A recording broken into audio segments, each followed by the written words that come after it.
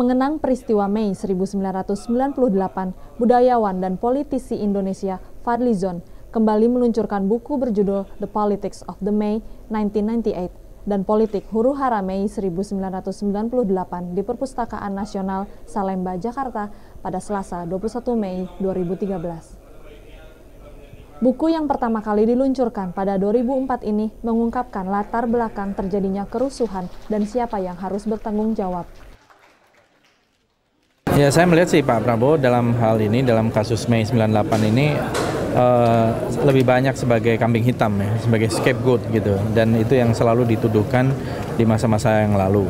Dan saya kira ini yang perlu diluruskan dan seringkali cap ya apa yang disampaikan oleh Pak Salim tadi memang persepsi di dalam politik menjadi penting. Nah, saya berusaha agar persepsi ini jangan hanya sekedar persepsi tapi harus mewakili realita. Itu kan kita tahu itu sebagai trigger. Di samping tentu kondisi ini salah satunya diciptakan karena IMF memberikan nasihat-nasihat yang salah di bidang ekonomi yang harusnya menjadi obat jadinya malah racun gitu.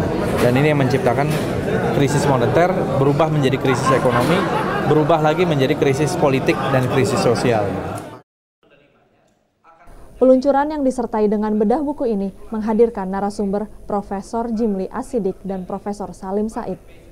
Dalam pernyataannya, Profesor Jimli Asidik mengatakan peristiwa sejarah kita tidak dapat dibuat berdasarkan satu sudut pandang karena sejarah memiliki versi yang berbeda-beda di setiap tokoh yang terlibat dalam peristiwa tersebut.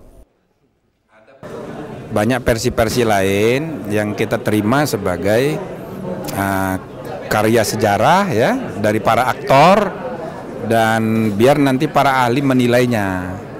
Dan menurut saya biarkan para aktor itu punya sudut pandangnya sendiri-sendiri.